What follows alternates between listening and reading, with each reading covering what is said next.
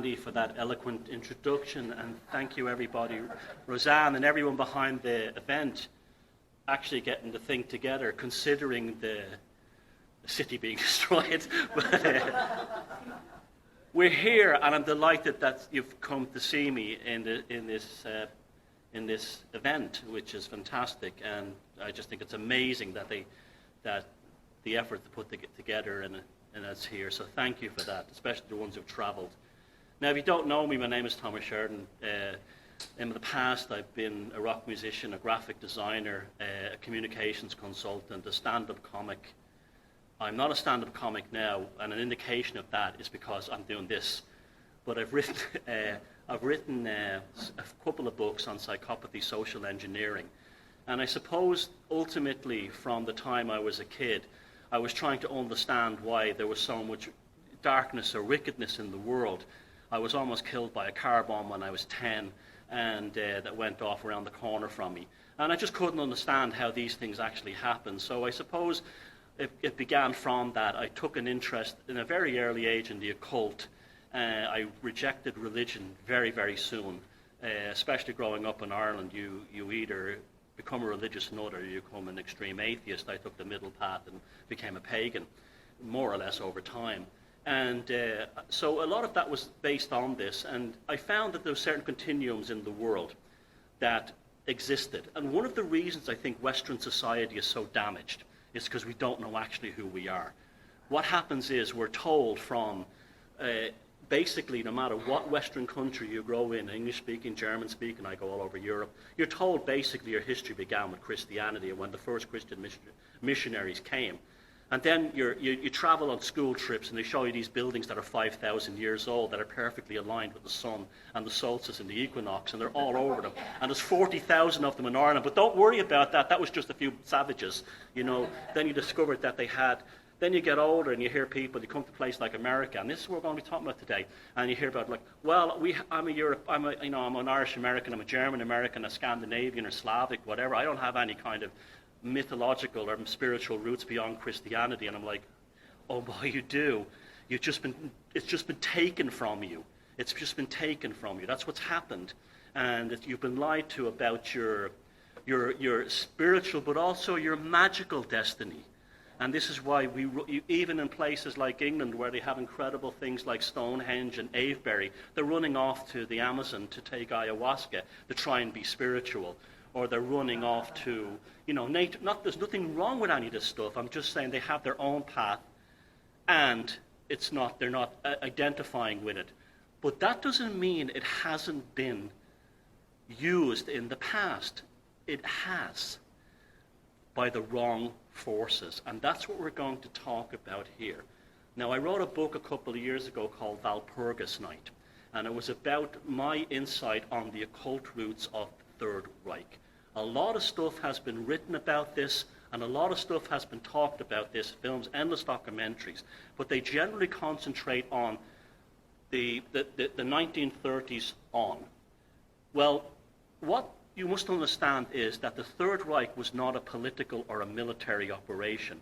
It was an occult and magical system that dabbled in politics and war. That's what it was. It was an occult and magical system that dabbled in politics and war. And this is the fundamental thing that people seem to misunderstand. And they also say the thing, how did this little guy with a mustache suddenly come along, I guess Charlie Chaplin guy from Austria, come along and basically throw Europe into chaos and turn, cause genocides and mass wars, and we had the Holocaust. How did he do it? How did he actually do it? And they act as if it happened overnight. It didn't. It was a long process that brought people to that level. And that's what this is basically about. And that's why I called this The Oak and the Alchemist, because what these people did was tapped into unresolved aspects of the Germanic psyche that had been repressed by Christianity and fired it up.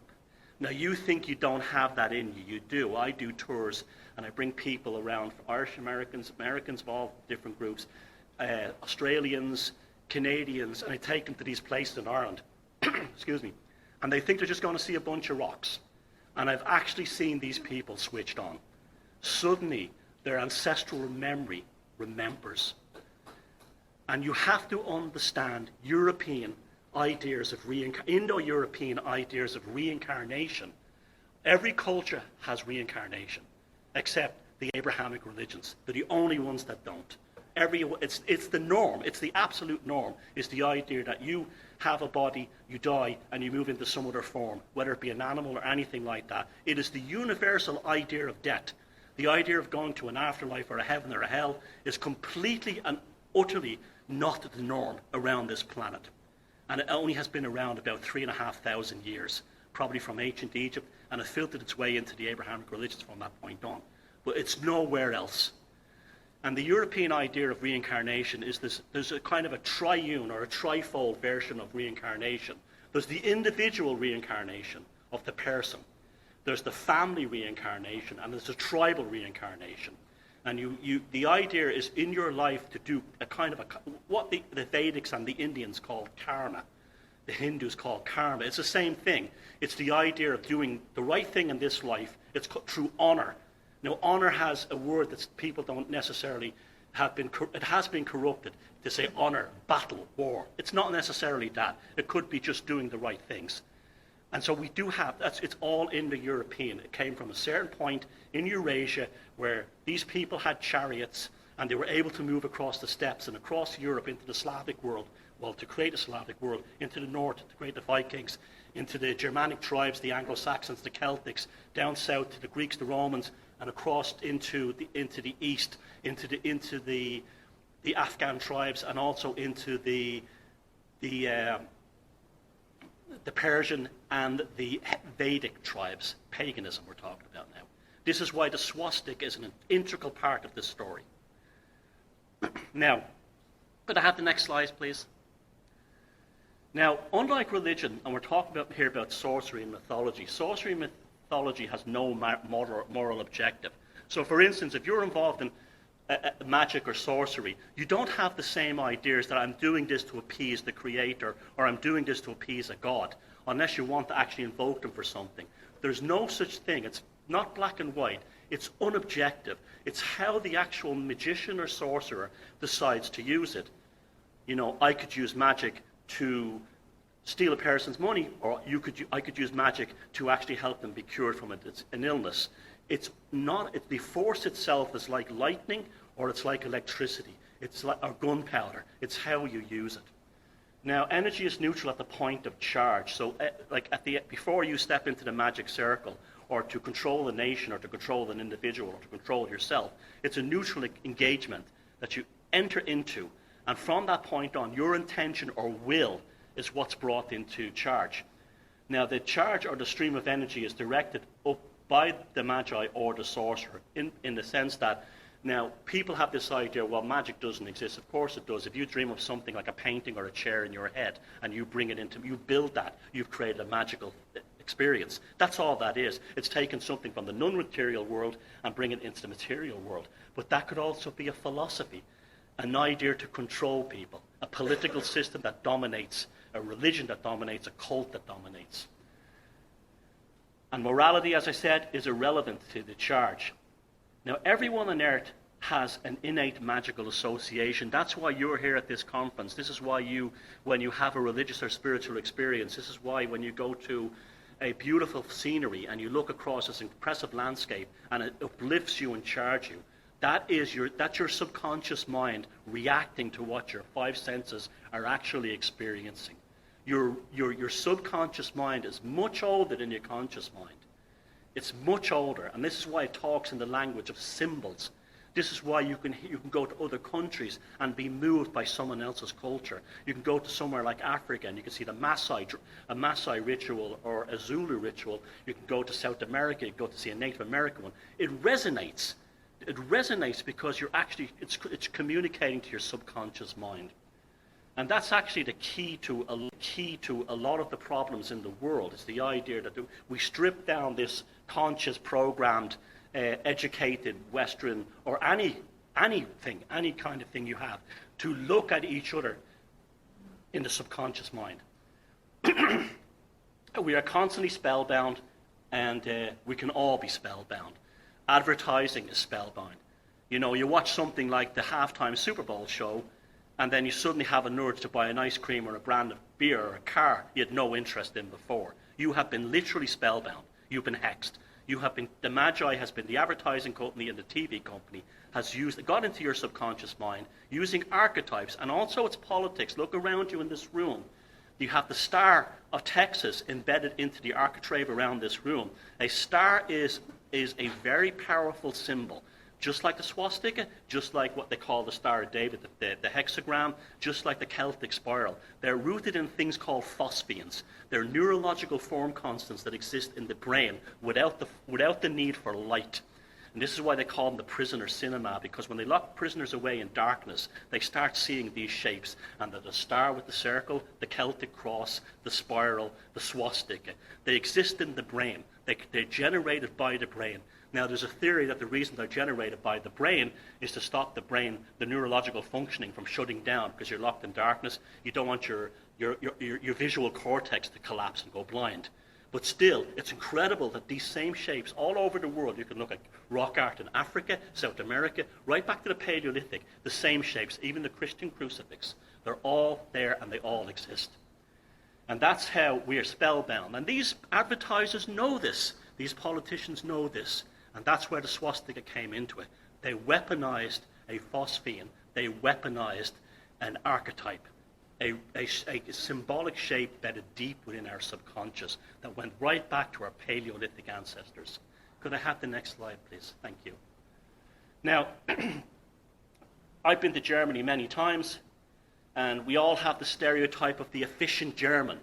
The German who works at Siemens and is all about, you know, engineering and science and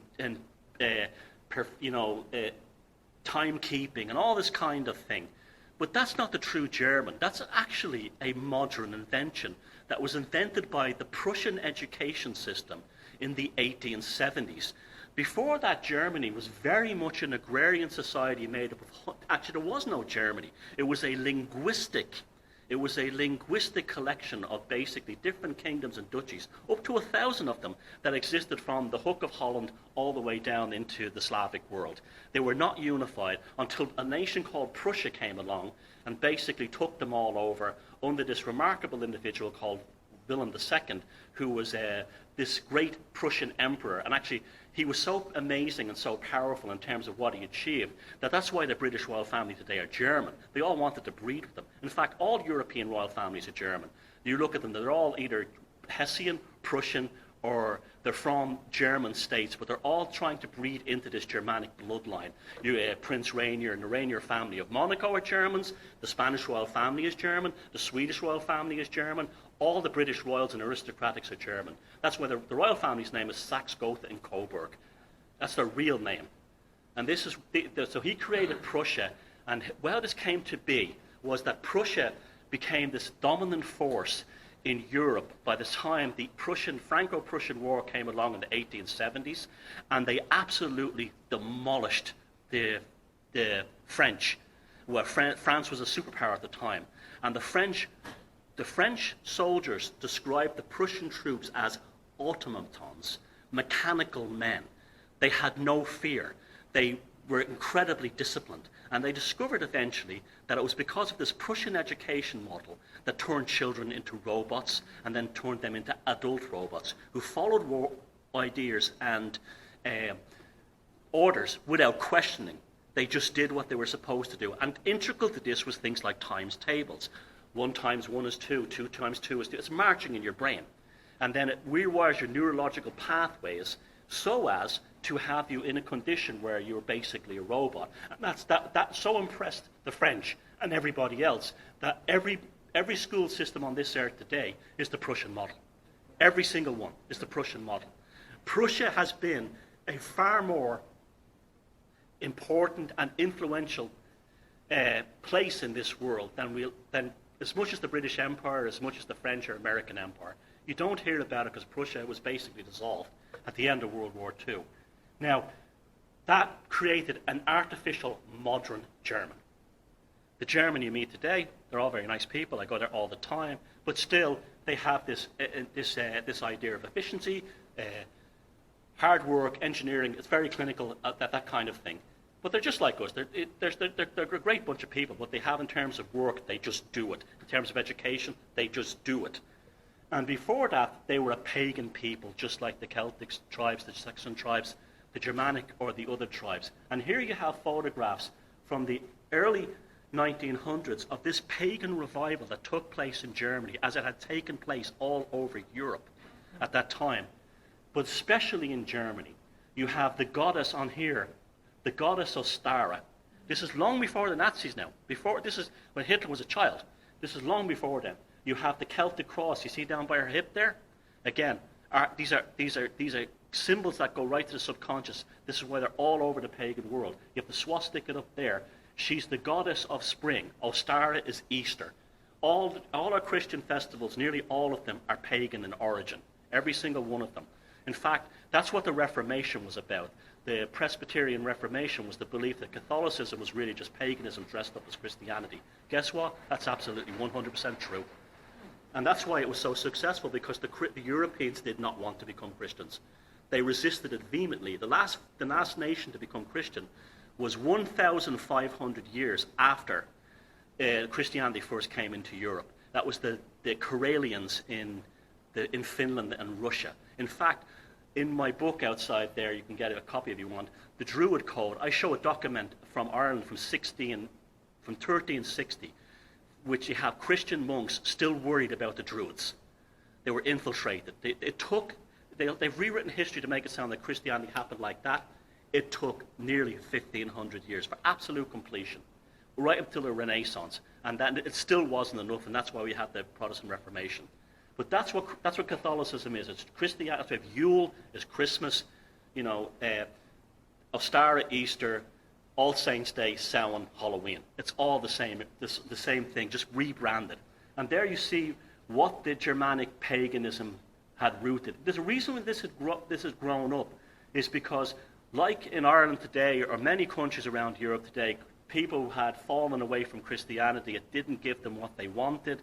They didn't like the idea of being punished. They didn't like the idea of being judged. But most of all, they woke up to the idea, like, we're not from the Middle East. Why are we worshipping a Middle Eastern god? Then they started to investigate, and then they found out, really, we're not supposed to be. That's not our spiritual tradition. And even if you look at the Middle Eastern religions, they're rooted in things like Yemenite and Canaanite paganism. And I'm not putting down anyone's religion here or anything like that. I'm just telling you what the truth is. Now, so heathen pagan Germany, sacred mountains and magical forests. Now, this is very important to the Germanic idea, the idea of the forest, where you have cultures like the Celts were related, the Irish ones and the Scottish ones relate to the sea. Their gods were the sea gods and things like that. Germany has almost no sea. It's mostly a landlocked country, except for the Baltic at the north, some of the North Sea. It's mostly landlocked. So you find your gods and your archetypes in the interior sea, which is the forest. And Germany has incredible forests. I spent, back in the spring, 2 nights hiking over the Odenwald forest in southern Germany. Just wanted to experience I so wanted to experience what Europe was like before civilization. And it was an incredible experience. Now, the Odenwald, as well as the Harz Mountains and Mount Brocken in the north of Germany, to this day still attracts people who are like this. And that's why I didn't go during Walpurgis night, April 30th, or Samhain, because I didn't want to show any kind of disrespect for their religion. But this is what goes on in these places. Mount Brocken, especially in the north of Germany. This is the German soul. This is what they really are. They'd forgotten by Christianity, but it's always in there. It's like I said, when I brought Irish Americans to these ancient sites in Ireland, and they suddenly see them like, wow, why is this affecting me this way?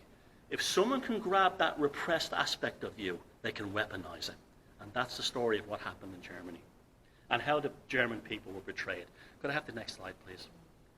Now, as with everything to do with incredible things like this, supernatural events are real. You can approach them as a quantum kind of thing. You can approach them as a mystical kind of thing, a magical spirit. I don't care. They're real. They exist. They're a fact of our reality and our existence.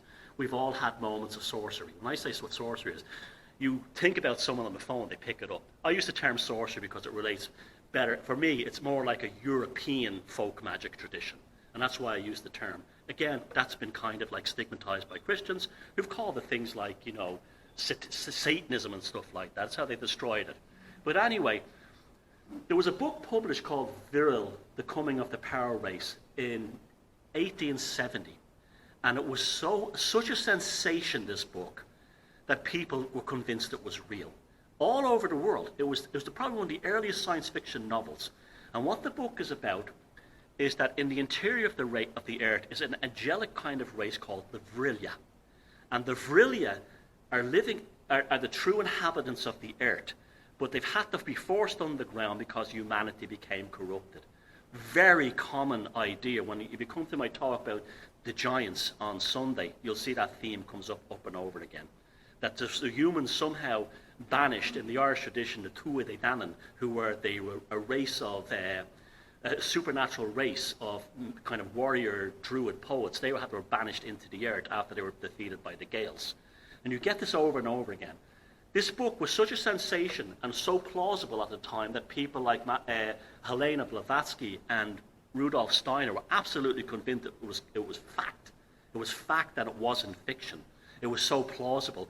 And we saw that in the next century, repeated with the stories of H.P. Lovecraft, that there's people actually believe the Cthulhu mythos, it must be true. It's too well written and it's too complete. And you have so what happens is, if you have a book that's so well written and so plausible and so deeply affects a person's consciousness, that it actually becomes a kind of a magical grimoire. It actually does become magical. And you can, I know chaos magicians who can actually summon entities from the Cthulhu mythos. Does it mean they're real? Probably not, but they can make them come to life. They can make them manifest, whatever they are. Now, the picture in the background, you see that? You see Hitler on the horse? You see that? Well, that was painted when Hitler was in the womb. That was painted by a German painter called Franz von Stuck. And he had painted that based on visions he had of a resurrection of the god Wotan, who was also Odin and also Woden. Basically the same Indo-European archetype of the godfather, or the father god. And he was going to rise up into Germany and create absolute destruction. And so he painted a painting called The Wild Hunt, and a guy that looks exactly like Hitler with the little moustache and the haircut, the comb over, and all this kind of thing, the forelock, on a horse going through Germany, cutting people down. That was painted while Hitler was in the womb. Even more spooky is Van Stuck painted a painting around the same period of Medusa, and it was identical to Hitler's mother Clara. This is how it happens. This is the unseen dynamics of the universe. So is it prophecy or is it sorcery? I don't know. But the thing is, you will always find that before it happened, these things had developed earlier on, and they were directly connected to many of the individuals involved. And that's also a very strongly a part of Indo-European ideas of reincarnation and magic, that you can bring back an individual into the world by kind of venerating them. This is why they would go into the ancient mounds around Europe. The pregnant women would go in there and give birth inside them, believing that the spirit of the ancestor was coming back into the new baby. So your Uncle Frank or whatever was coming back. Could I have the next slide, please? Thank you. Now, 1919 is the year where it all really took off. This was after World War I. Now, you had in Germany growths of endless esoteric and magical societies. In fact, you had them all over Europe. But in Germany, it was a huge thing. You had a thing called the Order of the Templars. These were guys who actually used the swastika as a flag. And they had a castle along the banks of the Danube. And they produced a magazine called Ostara, which was basically an occult magazine. A young Hitler had every single issue, and he went out to the compound to actually get collections that he didn't have. And you had a massive growth in Freemasonry and all kinds of things like this. In fact, during World War I, there were 300,000 Freemasons in the German army. It was part of life. They believed this. Christianity had gone into a kind of a decline. or it had been, especially, well, Lutheranism mainly had gone into a decline. Catholicism in places like Bavaria had still been very, very strong. And one of the societies that came up from this was a group called the Thule Society. Now, the Thule Society were a very interesting bunch. They were aware that Germany was changing, and they wanted to see if they could influence German society directly, both through a kind of a paranormal type idea, a mystical idea, an occultic idea, as well as ideas of actual military and political forces. The idea of joining both together kind of thing, weaponizing the consciousness as well as the society. And World War I was won by the Germans. Even though they had to sign a surrender document, they basically won it. They had defeated the Russians. The British could not get through the Somme, neither could the French. They basically hung on to most of the land that they had captured in territory. Because of the mass slaughter of mostly working class males during the World War I, which was nothing more than a savage mass sacrifice by the British royal families and the German and the Russian, they were all related. They were all Queen Victoria's nephews and grandnephews. Again, same bloodline. An armistice was called, and a conference called the Versailles Treaty outside Paris, where Marie Antoinette and all these types, Louis XIV, lived. And the Germans were handed a piece of paper by the British and the French and the Russians, and they said, "There's your surrender agreement." And they were like, "What?" And they go, "You're surrendering." And through intense pressure, they forced the German government into surrendering, even though they hadn't lost the war. And this went and made people in Germany go absolutely bonkers.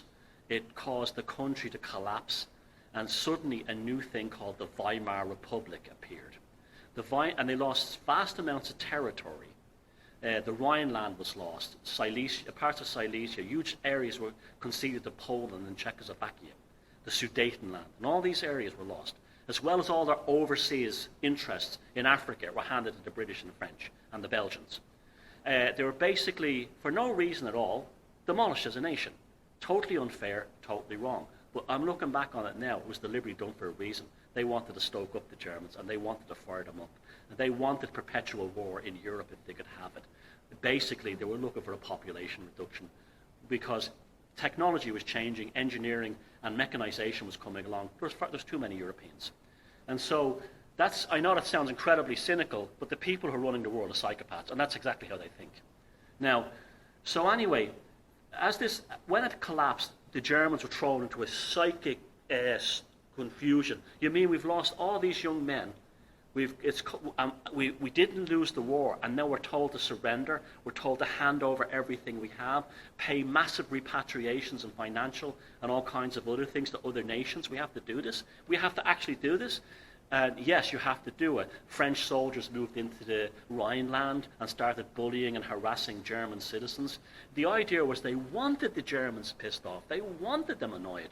They did everything to agitate them. And we're seeing this today with the Arab world, the Muslim world. We're seeing it today. They're deliberately agitating because there's political forces who have a vested interest in these kinds of things.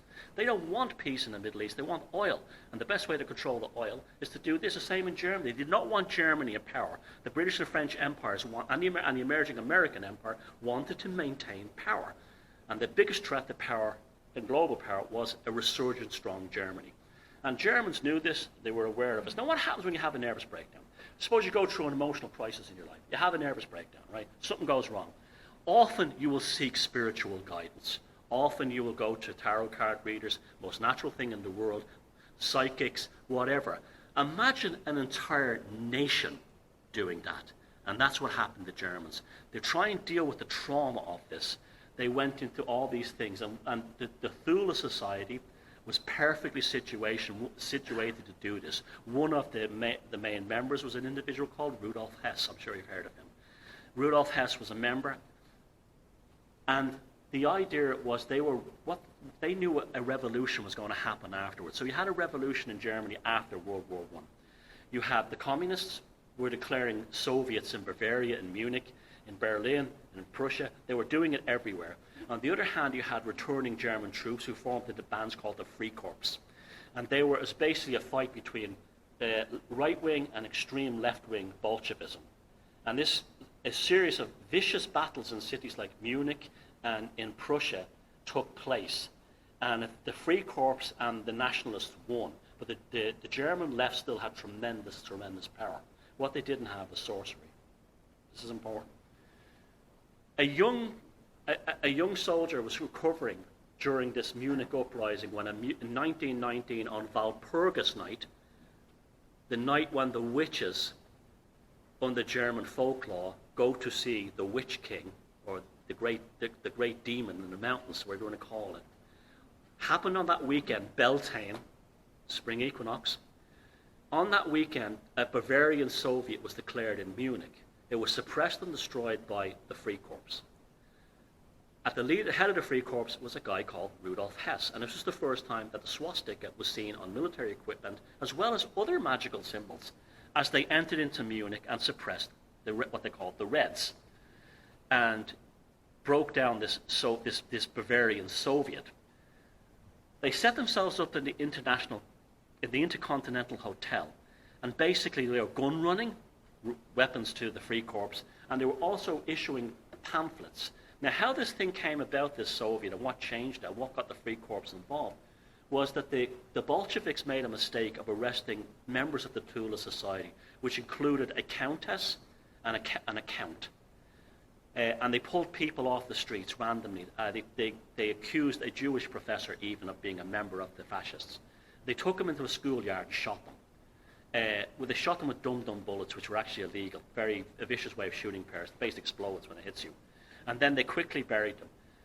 When the Thule Society took control after Walpurgis weekend, after the Walpurgis event, they held a seance, and the count and the countess, the prince and the countess appeared at the seance and told them that a new Charlemagne, a new leader of Germany, was in Munich and would arrive shortly. And this new leader of Germany would bring Germany to greatness, restore its honor, but also bring it to destruction and ruin. A few weeks later, after recovering from war injuries, a young ex-Bavarian soldier called Adolf Hitler walked into the Intercontinental Hotel in Munich, and Rudolf Hess saw him and immediately recognized who he was.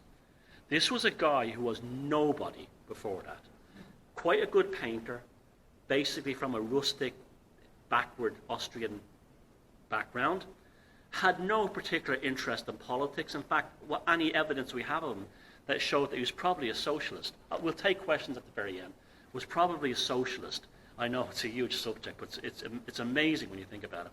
And he walks into the Intercontinental Hotel, and suddenly things start changing. This guy who was basically a nobody, he was living as a bum at one time in Vienna, trying to sell paintings, and he was a good painter, but he sounds like he had like personality problem when he did, obviously. But these people were empty shells. He could be jumped into and changed. And these people like Rudolf Hess saw this within him, and immediately, from being a nobody, he's giving these incredible speeches about the destiny of Germany, and captivating soldiers at his former barracks in Munich. Out of the blue, someone who was a nobody, who couldn't string a sentence together, suddenly becomes this incredible orator and leader of people. Now, there was still a long way to go, but this guy was transformed. And the Rudolf Hess and the Thule Society had decided that he was the man. And it was a transformation, and the idea behind it was, they said, Chris, the German people are damaged people, right? They're going to have to be restored. They're not going to follow Christianity because that was basically what betrayed them. That didn't help them. What we'll do is we'll revive neo-paganism, we'll weaponize it, and then we will create the Third Reich.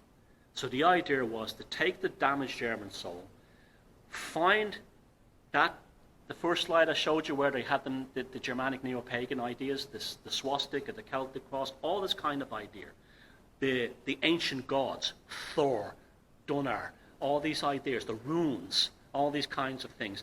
and we will target the subconscious mind, as all great sorcerers and magicians do, and resurrect the German folk spirit. We all have a folk spirit. This is where I was talking about the reincarnation of the German soul. And they would take it back and weaponize it towards what ends. An integral part of this was anti-Semitism, because because both all the religions of the Abrahamic world ultimately go back to the proto version of what we call modern Judaism, Abraham, and so on. So they said that part of that was to blame them. So the idea was to create a magical war or a spiritual war between neo-paganism and what represented the ultimate expression of Abrahamic religions, which was Judaism. So this was the idea, at the same time, of a complete and total psychic implosion and destruction, a transformation of consciousness. And this is what's important. People think that a spiritual experience or a shamanic experience is always some kind of, oh, it's wonderful, oh, it's beautiful. If I ask a person, did you ever have a spiritual experience? And they say to me, yes, I says, did it destroy you nearly? No, well, you didn't have one. You've only had half of a spiritual experience. A true spiritual experience is to have your soul ripped apart as well as be elated. And that's a true spiritual experience. Because what I said at the beginning, at its base level, energy has no charge. It's positive and negative depending on how you go. Could I have the next slide, please? Thank you. Okay, so suddenly, as this National Socialism idea drove up, they started to reinvigorate the lost ancient German pagan soul prior to Christianity. Now, this stuff was still very common in the countryside. It had been forgotten in the cities, but it was quite common in the countryside.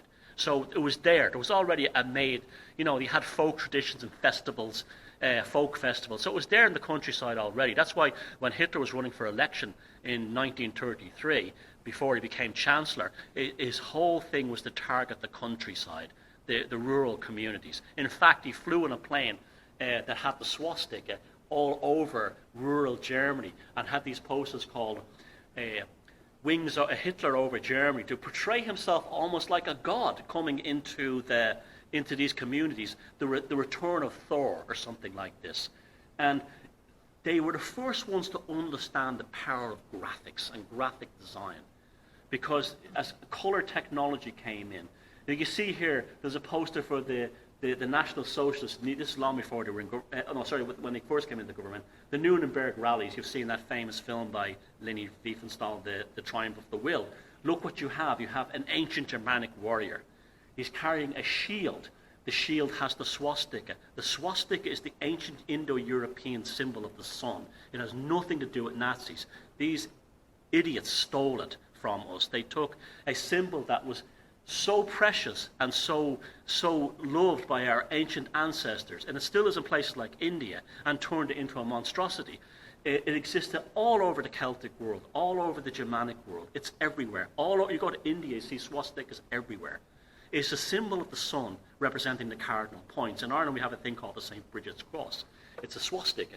And what that is, it's the same thing. It's at the side, sideways like that. And it represents the cardinal points, north, south, east, west, and us in the middle. Now, where that comes from originally is fascinating. Where the idea of a cross, like in Christianity, or the Celtic cross, or the swastika came from, was our ancient ancestors rubbing two sticks together in order to make fire, because fire kept you safe during the day, during the night. It kept you alive. You could protect yourself from predators with fire.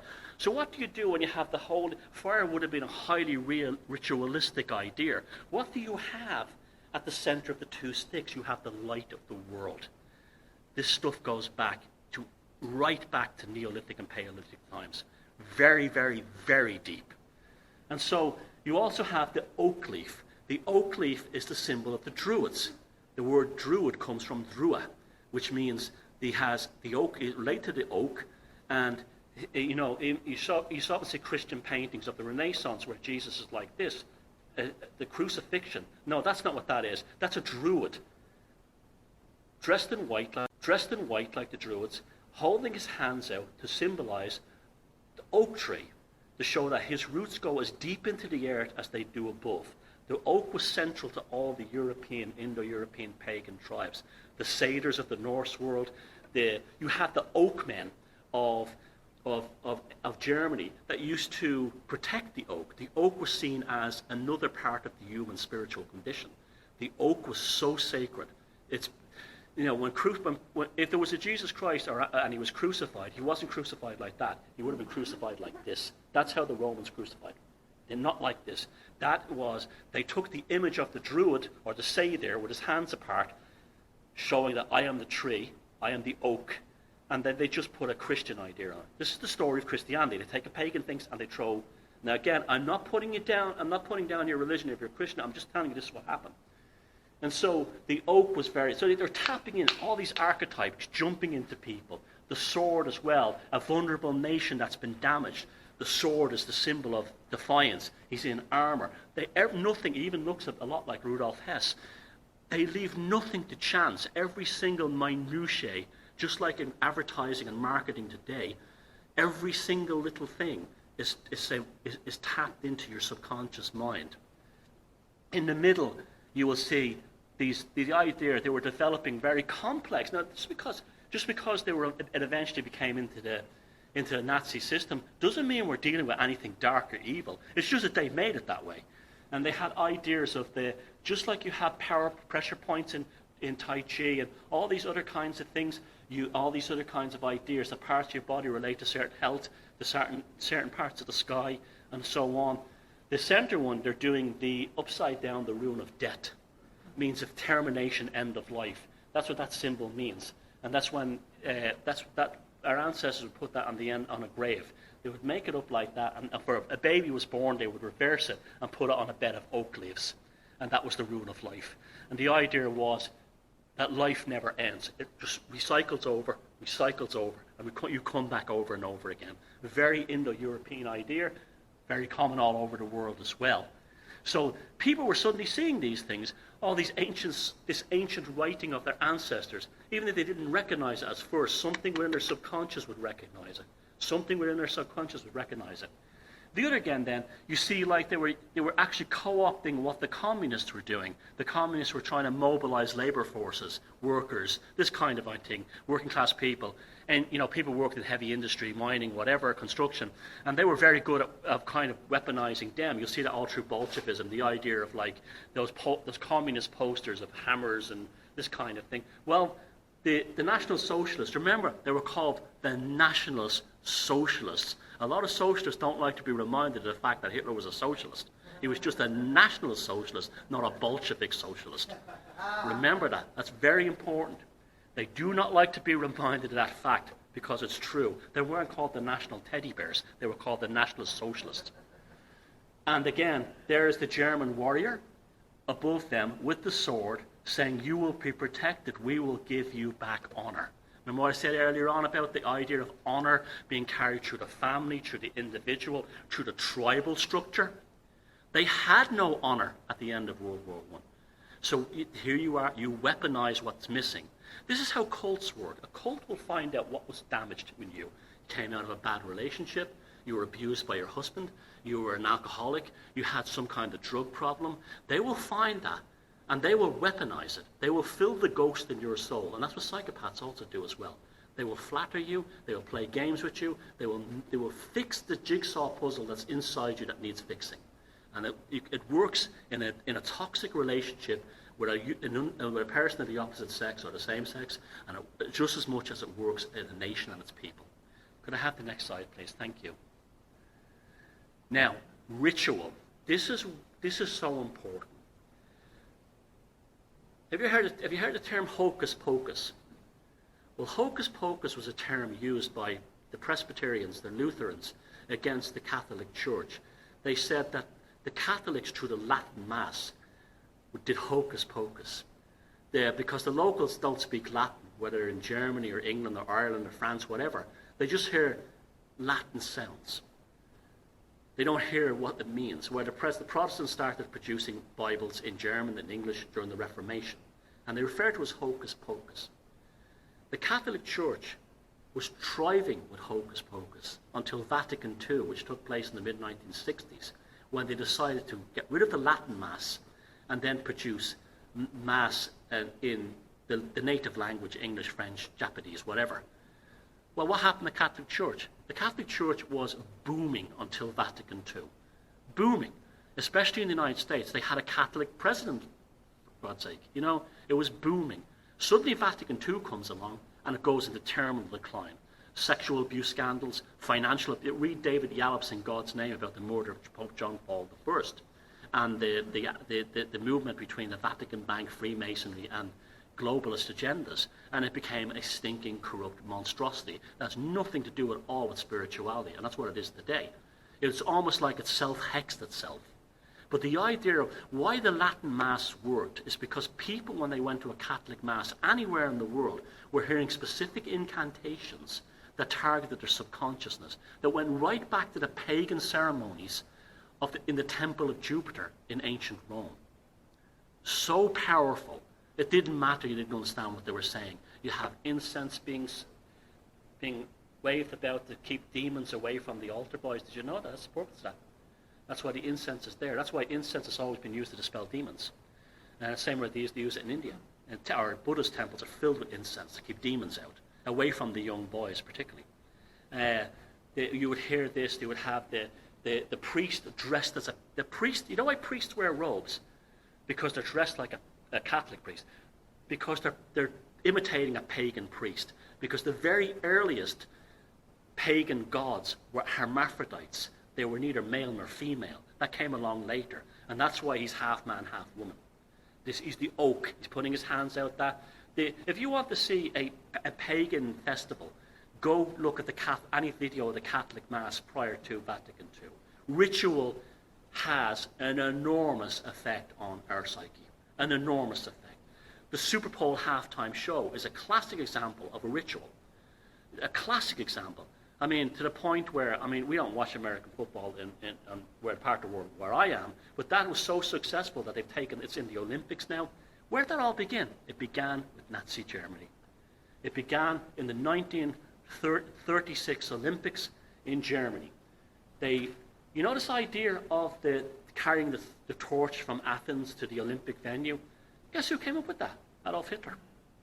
It was never used before that. Taking a fire from a pagan source and carrying it into the amphitheater in the darkness with all the light shining. You have any idea how that affects your subconscious mind? Again, in the Nordic world, people believed that trees were the repository of lightning of the gods because trees got hit by lightning. And when you rub two sticks together, the fire came out. This is what Loki and Thor really means. Thor is thunder, and lightning, and Loki is thunder. He chases him. The other way around. Loki is lightning, Thor is thunder. And then you release the fire of the gods, which is related to the sun, again, swastika, and through rubbing the sticks together. Well, here we have it all here. When you watch the Olympic opening ceremony, they were watching a massive pagan festival. Do you remember the one from, I think it was 84, where the alien appeared on the stage? A UFO landed. It was the one with Ronald Reagan. I think it was the Los Angeles Olympics. Watch it. A spaceship comes over the stadium, and people are spellbound. It was not a real spaceship, but it was the best of Hollywood. The best of Hollywood. And then an alien comes out and says, "We approve of these games," in English. And, we want mankind to come together and, buy Hershey's chocolate, whatever. But the stuff works. The stuff works because you're seeing a god. You're seeing a god appear. You call it an alien, but your subconscious sees a god. And so ceremony was everything. So you see, these are members of the SS. They're going through the arches, all ceremonial things. Stonehenge, the arch. The trilithons, the opening of all the great ancient European sites is a window. It's actually a vagina. That's actually what it is. And you're walking through into it to be reborn. So you come out outside, you walk in, and you're spiritually reborn as a new person. You enter back out into the world. This is classic Indo-European spirituality as well. Those mounds, See, you have to remember, in European paganism, the earth is a woman, the skies and the stars is the man. So that's why they're all shaped like wombs. That's why they're wombs on this earth. And then when you went into the stadium, you go in and you're like, you saw the fire and everything? That's how it would have been in the Neolithic 5,000 years ago. You walk in and then you come back out and you're reborn a new person. So, well, and the new model of you is whatever took place inside the stadium, inside the concert hall, inside the amphitheater. You've been reprogrammed.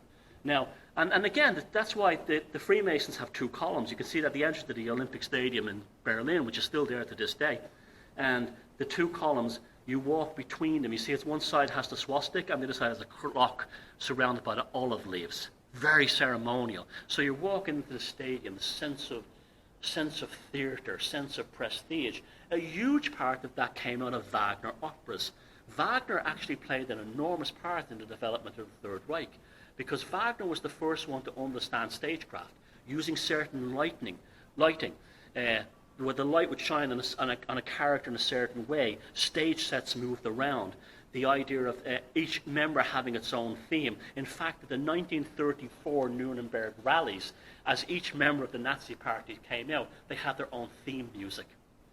And that came direct. So Rudolf Hess had his little thing, and the rest of them all had, Himmler all had his little thing. It seems absurd at the time.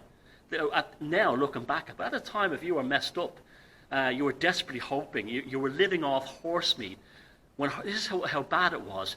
Germans were eating horses that dropped dead in the streets. They were being paid in billions of Deutschmarks because inflation was rampant. You would do anything to say, please give me back the life I once had. And that includes, it's the fault of those guys over there. That's part of it as well. A human being will do, like a famous novel, Lord of the Flies, that's a classic example, of things like the Milgram experiment, classic examples. If you have your humanity and your dignity and your honor removed from you, you will do the most appalling things to try and get it back. And that's what they knew what they were doing. Could I have the next slide, please? And ritual is a huge part of it. Now, what I really want to talk about in this was and what may introduce some of you people to this is the development of alternative technology in Germany. Not only was there a transformation in consciousness, but there was a transformation in technology and how it was produced. When I take people around the megalithic sites like Stonehenge and like even more incredible places in like Malta, like the Temple of Gigantea, they ask me, how did they get those huge stones up on top of there? And I say, I don't know. I don't know. And anyone who says they do know is only guessing or making it up. They had a different consciousness and therefore a different technology. They did not approach it the way we would solve an engineering problem today. Whether they used sound, whether they had some kind of other way of mathematics, I don't know. But they were not the same as us in terms of how they processed it. The same thing happened in Germany when this kind of weaponized paganism came back. They started to approach technology very differently. You had ideas, they went from nothing to producing incredible technological leaps in no time at all. No time at all. They were things like, the autobahns as the first one. They built these incredible roads, structural engineering. They had a total rejuvenation of the German cities that had been destroyed in no time at all. Railway technology off the scale, better than anywhere else. Everything better. But because it was approached differently. Aircraft technology in particular, they were developing aircrafts that had the engine. There was a famous one called the Blohm & Voss, I can't remember the number, but the pilot sat in the wing and the engine was on the body. It was if you saw this thing, it looks like Salvador Dali built it. But thousands of them were built and were very successful. It was used as a reconnaissance aircraft. It was the strangest thing. You would say, how did that thing ever fly? But it did. And they also had entire branches devoted to the occult and occult technology. The idea of using magical forces to actually develop new forms of technology. And this is really interesting stuff. They had especially around in the areas around the Czech border, they had these highly secretive factories that were doing things that we still don't even do today. in terms of using magnetizing fluids and putting them in large containers, spinning them at high velocity, and seeing the effects upon human consciousness. We don't know a lot of stuff because the Soviets and the CIA stole a lot of it, and suddenly you have UFOs all over Russia and America. Come on, we know where that came from. You had people in America like Jack Parsons, who was a member, he was JPL, but he was heavily involved in the occult. But imagine, he was just one. Imagine whole industrial and scientific divisions devoted to developing new technologies based on occult ideas. So for instance, the idea of the wonder weapon.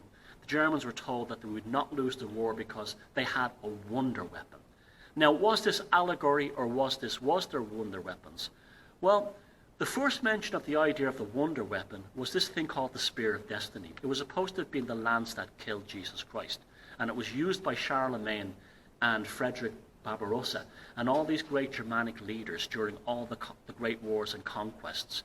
And it was the belief that this spear had magical power. And when Hitler saw this thing at 17 in Austria, he had a psychedelic experience. Now, it may have not been the real one, but it doesn't matter. If you pour enough energy into something, like, if I had a Coke can and I said, this is the Coke can that was held by Moses or was held by Mozart, and I got you to believe it, you pour enough energy into that, it picks up, it becomes a repository of that psychic or conscious energy.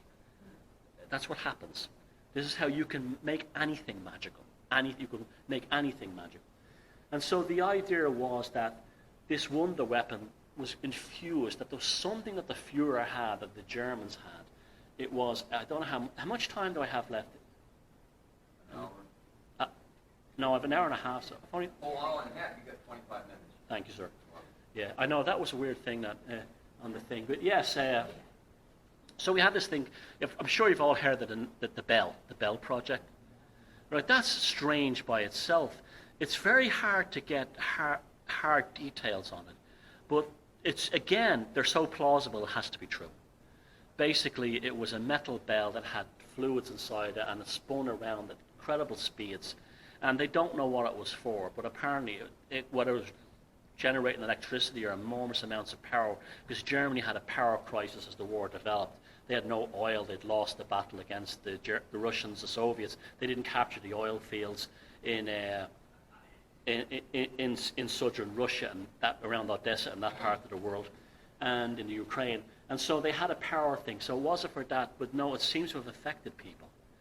In fact, there's very interesting stories. This is back again. I went to the Odenwald in May, and one of the reasons I went there is it contains these strange rocks.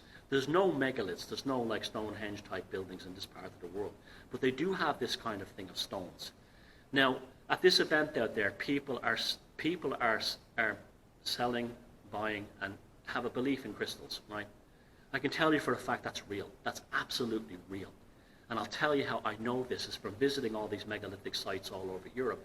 All of them have, most of them, and all the most powerful ones, have large quartz seams inside them, white or milk quartz. You can actually touch them with the inside of your arm and feel, there's a standing stone where I live on a place called Carrickmassa Bay, and if I put my hands on the side of the standing stone like this, I can feel a clearly detectable electrical shock in my arms. Our ancient ancestors were harnessing electricity through these stones, and they were using them for things like healing and all kinds of things, and that's probably the key to how they moved the huge ones and got them up high. Again, I don't know for sure, I'm putting it out there. So the Germans were very interested in this, and in fact I can't remember the author of the book, but he found a classified document that came out of Russia. And this classified document, in fact, that's another thing too. After we'll talk about this later, but there was a classified documents that came out of the Soviet Union, where they had found that near Frankfurt they had developed a ring of electromagnetic circles, like an ancient, and it was totally based on the idea that a German expedition had went to Britain and Ireland to study the ancient stone circles, had determined, and this has actually been proven. You see my book, The Druid Code. It was proven by the New Scientist magazine in 1982 that they produce a vortex. What happens is you will have our ancient ancestors had science and technology, they just had it different. And what happens is they act like relay stations. And they jump energy from one stone to the next, to the next, to the next. And most interesting thing of all, where the ancient shaman would have stood in the center of the circle, it spirals and spirals and spirals and spirals. And then it completely vanishes. The energy disappears into somewhere else. And the New Scientist magazine in 1982 showed that this is what happens. This energy builds up around the exterior of the circle and then goes into the middle in a spiral and vanishes. It's gone off into the fairy world. And you see all these circles in Ireland and everywhere else are associated with the fairies, other beings, other races, the two of the Danon I spoke about earlier on. They are in the center of the circles. This is why children don't play in them. You have to remember now, in Ireland, quickly as a sideline, not only Ireland, but especially in Ireland, there's no distinction between fairies and demons. They're the same thing. I'm sorry to disappoint you, but there's no distinction between both. Irish people lived in terror of the fairies. It was only when Disney came along. Now there were good fairies and there was good elementals. They were mostly nature spirits, sprites. But the fairy themselves in Ireland, they were terrified of them. You went to extreme lengths to not have one come anywhere near you. And I could talk about that on a whole other talk. But anyway, the ancient proto-shaman, whatever, would stand in the middle of that circle. The belief was that beyond the middle, in the center, is where the fairy world began. Okay. Now we can experience this. Like a lot of kids who mess around with the occult and magic and don't know what they do. When I was 15, when you're stupid, we were doing a ritual in a book I love, by the way, but we're stupid, right? And the place went suddenly dark and dark and cold, as if the energy was leaving the area. All forms of energy was leaving except us. We screamed and it went back to normal. I believe we were actually, when you do magic, the idea is to destroy the reality that's around you in order to see the other realities. And this was happening in Germany when they built these circular relay stations. Around Frankfurt, you'd have people saying, my car suddenly stopped a few miles away. My car suddenly stopped and everything went black. And then the scientists would figure out, well, something happened and switch it back on real quickly. You can destroy reality. It's almost like a G-force of the consciousness, rather than where G-forces affect your inner ear. It's like and your brain.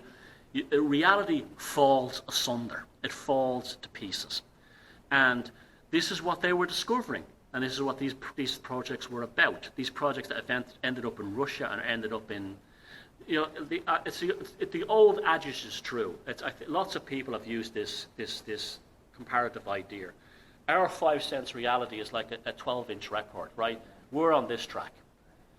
The demons or the fairies or the other worlds, the gods, they're on the other ones. Every single culture believes this. Suddenly you'll have a psychedelic experience. The vista opens up and you see gods, you see angels. A fantastic movie to watch is a film called A Dark Song. It's about it's actually an Irish film, it takes place in England, about a woman who's trying to find out what happened to her murdered son, and she involves herself in a powerful magical ritual, and they talk about these things. But it's about destroying the reality around you in order to bring in the new stuff. That's why a lot of chaos magic is about that. It's about smashing yourself to bits so you can allow things to happen. They believe that all your desires and everything you want already exists. The idea is to get your own ass out of the way of it, to let you happen. Because it's your neuroses that wants it. It's the same thing in magic where you don't say, I wish I had this. In magic you say, I have it. You make it happen. You don't ask for it. You get it out of the way so it can happen. And this was the idea of these technologies. The idea was, well, let's forget the laws of physics don't exist. Let's forget this.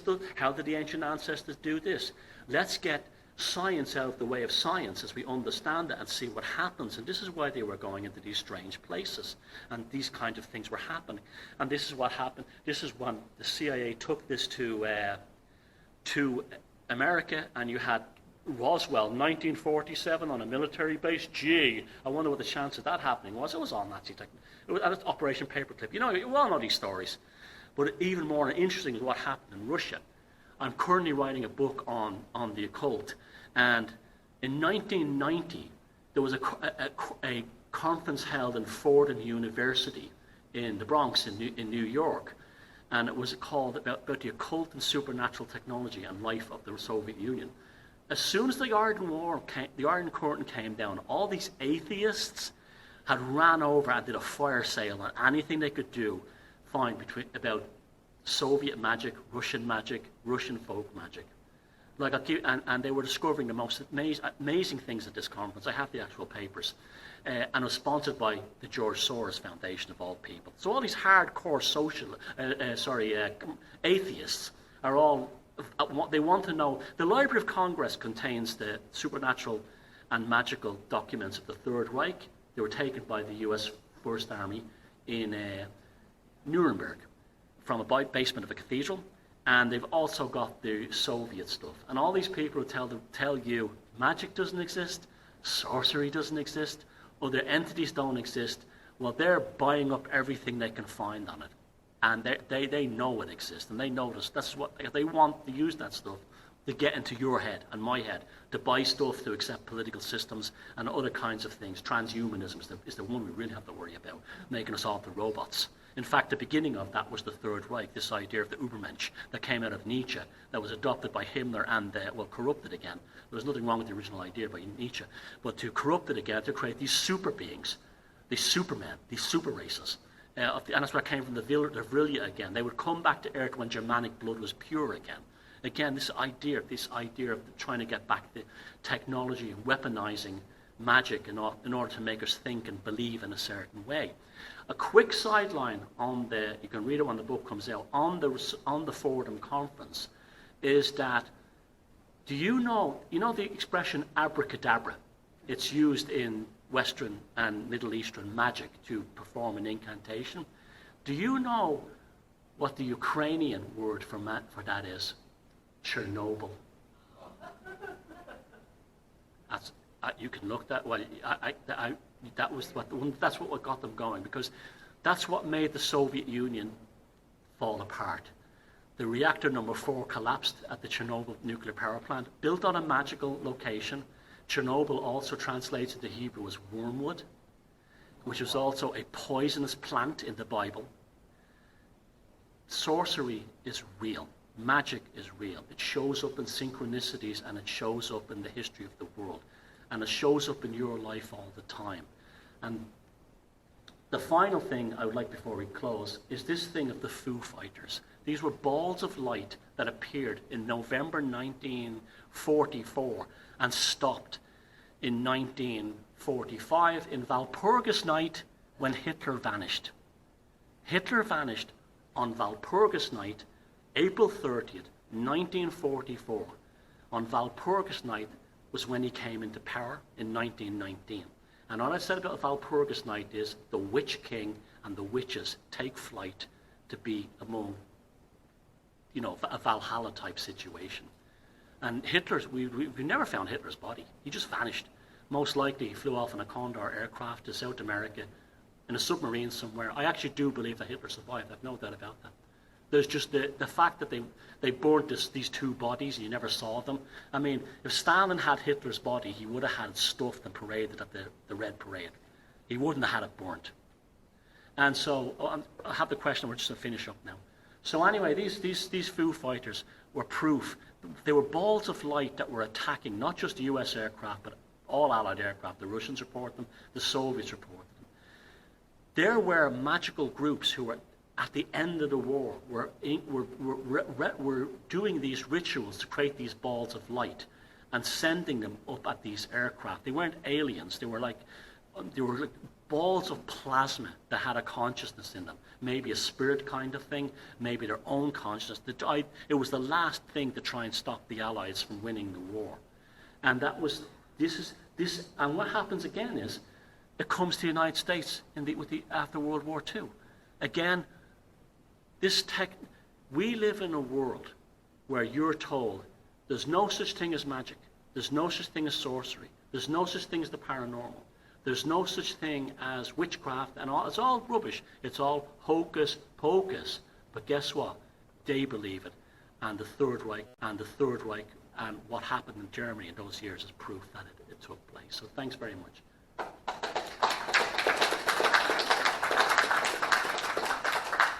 So has anybody any questions? Chapman there.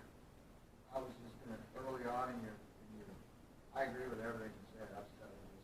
Well, it's all there. It's I'm not being argumentative or anything. I was just going to point out, way back in the beginning when you said that Hitler was kind of a nobody, he held 2 iron crosses. Oh, I didn't mean in that sense. I mean that he didn't come from an aristocratic background. Right. He was a peasant. Yeah, he won the Iron Cross, and in fact, he was a genuine war hero. He took out a British machine gun base without actually killing anyone. He arrested them and escorted them back like gentlemen. This is why he never wanted to invade Britain. He adored anything. He was a total Anglophile. He was shocked when Britain declared war on Germany.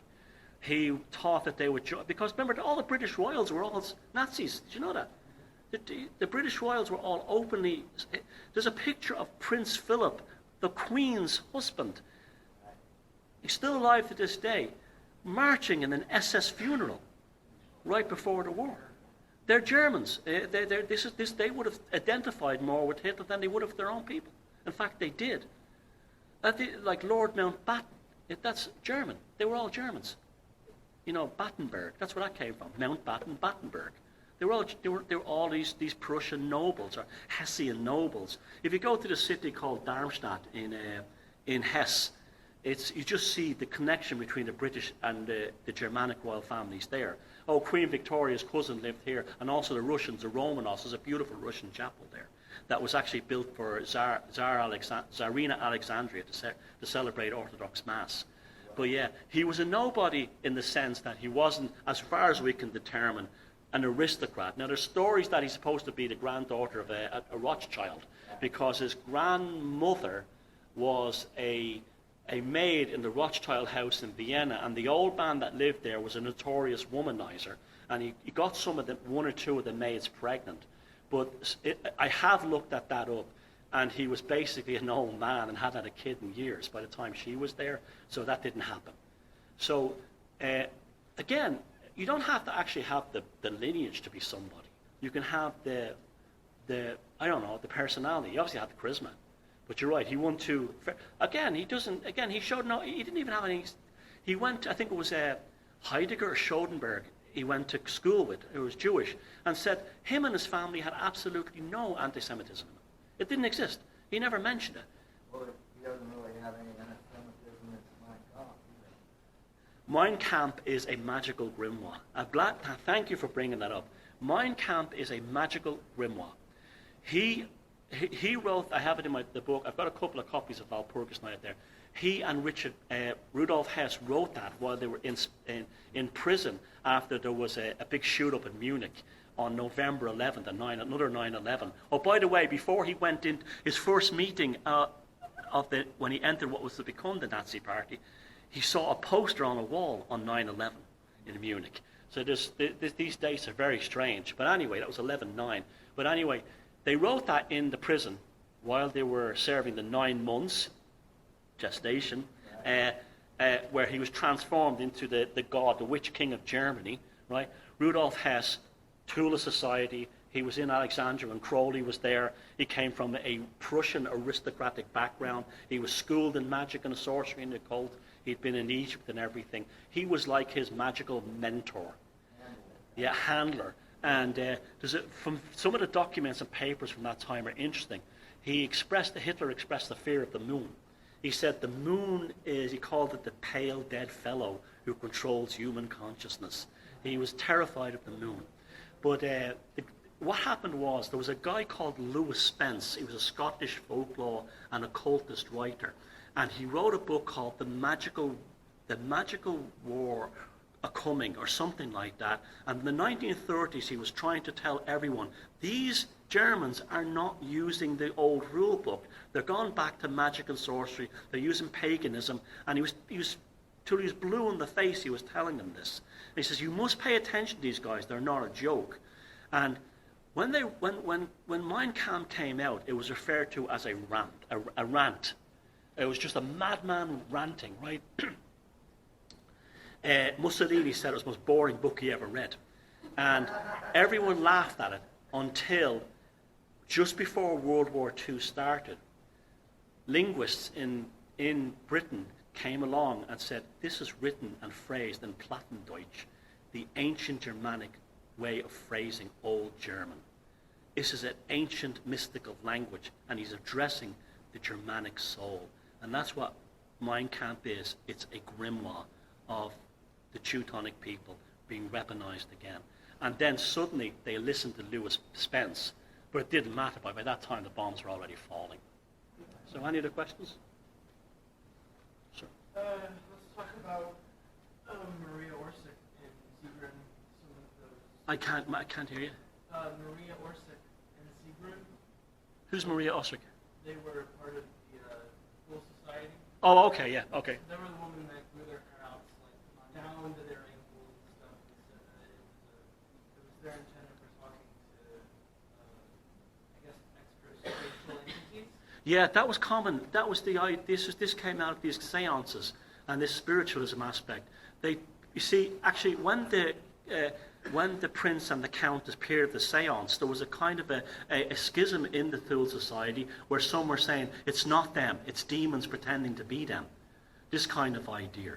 Well, that came right back to the Vrilya again. And that was actually common among the Soviets as well. The Soviets, so-called atheists, had this kind of idea of mysticism where they abolished religion, doesn't exist, but yet they were creating these ideas of human spirits being born on other planets and being contacted through radio telescopes and space travel. It's, even in an atheist society, they still had to play the old supernatural game. I guess my question in that topical sense is that these people firmly believe that they were communicating with some other entity. Yeah, the Vrilya. Yeah. What's your reasoning on that? Where do you think they were communicating? Yeah, it's just like you'd have Christian ones being led by angels. Charlemagne was led by archangels. Saladin was led by Muslim angels. Yes, if you look at everything, the true history, the unseen hand, the unseen force, the higher powers, the creator. Who is the creator? You always hear about this, the creator, but they never, they don't mention what creator it is. They just mention, or for instance, let's talk about it. In many of these societies, it's Lucifer. I have a film called Occult Dublin. And I did a thing on the actual occult history of my hometown. Very powerful Masonic kind of city. And Lucifer is the god of light. Now, they don't see Lucifer like the angel and the devil. The devil doesn't exist. The devil is purely something that was invented about 1,000 years ago. In fact, a Satanist was somebody who was an atheist back in the time of the Renaissance. Or it was a pagan. It was just a general term that was used for someone who wasn't a Christian. But Lucifer, this belief of this pure entity of light that has unbridled truth and has stood up to God. A lot of them worshipped Lucifer through these occult societies. They just gave it different names. But yeah, in fact, I was talking, and a lot of it was Egyptian kind of things as well. Very big into the Egyptology type things. The kind of idea of these accessible deities like Horus or Sobek. And this kind of idea that we can communicate through them to the higher creator. And these are all the people who are telling the rest of us, there's no such thing as a supernatural. You should be an atheist. Listen to Richard Dawkins. You're unreasoned, and yet they're all going off to these Masonic rituals and everything. I always thought of Lucifer was an adjective in the light, would represent the being of light. Couldn't that be?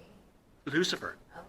Lucia. Well, it actually goes back to Indo-European paganism, because here we go. It comes from Luca or Lula. It comes from a very ancient Sanskrit term that was made its way into the god Lu, which is the Celtic god of the sun, Lucifer, and Loki. They all have the same root and are all mischievous gods who determine They fire things from heaven, like the Lulu Nasa, the long arm. He fires a spear from heaven. That's lightning. Loki, and you have Lucifer. It goes back to we are, if you have even a spoonful of European blood in you, or Indian blood, or Persian blood, your roots are the same spiritual roots. It's Indo-European. It relates, and another thing, chariots is another one. In fact, then the Third Reich used the idea of mechanized warfare because they get over the psychological breaks that World War I trench warfare. So everything was moving, panzers moving constantly. That came from an Indo-European archetype. The chariot. The chariot is very common from our ancient Ireland to ancient India because the original Indo-Europeans spread out from the steppes in chariots because it was grass and it was easy to move fast across it. The first panzer divisions were the early chariots, and the chariot is so powerful in things like the tarot, its victory, conquest, this idea. In fact, the great Hindu epic, the Bhagavad Gita, the discussion takes place between Arjuna, the prince, and Krishna about the nature of consciousness in terms of a dilemma of murdering his friends on the other side in the battle. And again, where does it take place? In a chariot. So you see, this stuff is so deep. It's so deep. Are we done? One more. Wouldn't you say while the Nazis were using the occultism and the magic to ignite their war machine, at the same time, the Bolsheviks were using Kabbalist magic to fight against the Nazis? Yeah, but so it was one form of magic being used against another form of magic. Yeah, and I go one further than that. Did you ever hear of Dion Fortune? She had a thing called the Society of Light, and they used to stand on top of the White Cliffs of Dover and in the central parts of London, and they used to try to create magical force fields to stop the bombs from dropping, while Aleister Crowley across town was actually writing letters saying, "Bomb my grandmother's house." This kind of thing. There was a guy called Austin Osman Spare, fascinating guy, an English magician. This shows also that magic goes terrible. Magic is the most dangerous gamble you can play. It will either go fantastically right or fantastically wrong. Now, Austin Osman Spare was a genius. He invented the sigil. He came up with the idea. Well, he modernized the sigil. He came up with the idea you don't have to do all these rituals, which is true. You can actually don't have to follow the Guiche or any other magical text. You can actually create your own magical grimoires yourself, which is what Mein Kampf was. And even things like the Bolshevik, the Communist Manifesto could even be seen in that light. Even the Bible can be seen in that. The Quran can be seen in that light.